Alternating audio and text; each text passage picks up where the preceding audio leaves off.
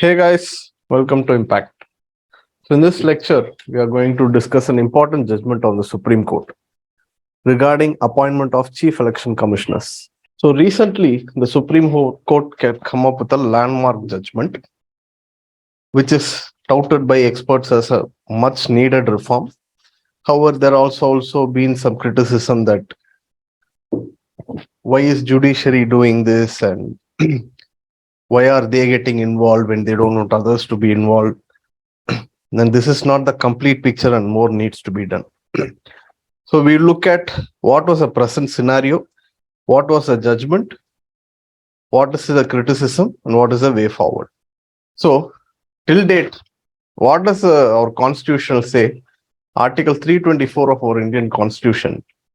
It says that the election commissioner shall be appointed by the president.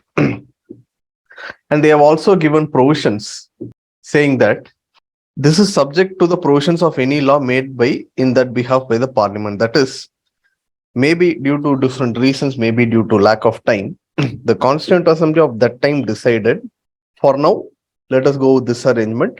And we are giving the power to the parliament so that they can enact a law. So what is the point in enacting a special law? Why is EC important? As you all know, ECI, Election Commission of India, is one of the bulwarks of democracy. It is one of the very important bodies. If there is no free and fair elections, democracy will not function effectively. Over the period of time, we have seen how EC has evolved. It has emerged as a very strong institution of late. However, there has also been some criticisms over its functioning. Now, one of the ways in which you can influence the functioning of EC is by appointment. So let us say if you don't have a broad-based committee selecting the appointment, which is currently the case. So currently Law Ministry proposes few names and Prime Minister recommends it and President appoints it. So several questions have been thrown. How independent will he be by experts? So now what Supreme Court has come and said, see, I will introduce a mechanism similar to the CBI appointment of CBI director. Now, no longer it will be the purely a jurisdiction of executive. So here, President shall make the appointment, but not on the advice of solely recommendation of the Prime Minister. Prime Minister, leader of opposition, and the Chief Justice of India. So here we have the executive, legislature, and judiciary. They will all come together. They will vet the pool of candidates. They will decide who can act independently. And they will come out with a suggestion, which again that will be forwarded and this person will be appointed. And in case no leader of opposition is available, that is, you need 1/10 of the votes of Lok Sabha to be deemed as a leader of opposition. If the party, second most largest party, does not have 1/10, so then the second leader of the largest party, opposition party in the Lok Sabha will be part of the committee. So this reform is a much needed reform.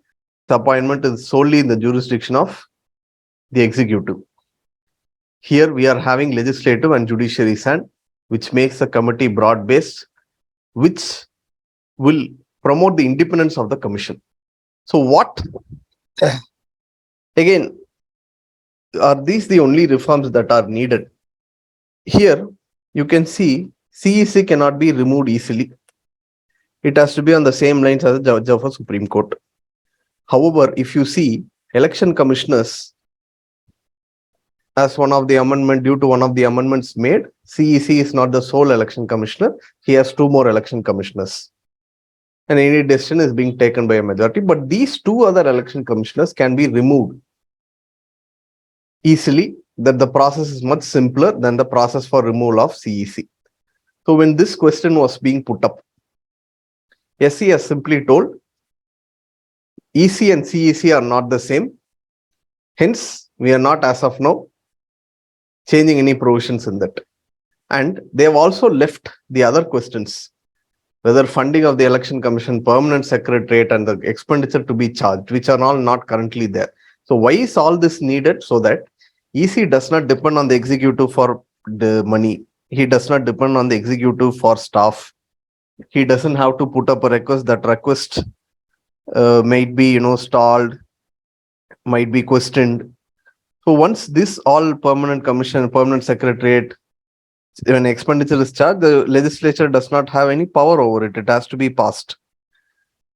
So once all this is done, EC will become a completely or even more independent body. However, SC, Supreme Court has not touched upon these areas. They have simply told or simply left it for the legislature to act. So now, even though a lot of experts are saying this is a very good move, this should have been done long back. However, it is welcome. But there are some questions arising. It was not long ago that the Parliament passed Judicial Appointments Committee Act, which was struck down by the Supreme Court. So, what was the essence of NJAC? In NJAC, the judiciary said there is too much interference of executive. We might lose our primacy. Now, when judiciary is not ready to accept members from the legislative or executive in its own appointment process, the current appointment process has been termed as opaque, even by the court itself, and they have told it needs changes. Now, in such a scenario, judiciary has come and told, but we will become part of your committee or committee which appoints CJI. So this pushed a question mark. And where is judicial restraint? Is this the role of a judiciary? Isn't their law, isn't their role interpreting the constitution? Is this judicial overreach? So such criticisms have been put up. But what the SC has told, see, you have not acted for this long. This is only a makeshift arrangement. Whatever arrangement you are making, that will become overruled or that will overrule this current judgment. So as of now, this is a very welcome step. It will promote and strengthen the independence of the Election Commission. It will also promote the legislature to actively come out with a comprehensive law and not only deal with this reform regarding appointment, but also regarding many other areas. For example, like the funding, or like the permanent secretariat, or like the process of removal of other election commissioners. So while this judgment is a much welcome step, the legislature must now act to ensure that a comprehensive reform is passed and EC gets even more strengthened and the election machinery becomes even more fair in our country. So that's all for this video, guys. Thank you.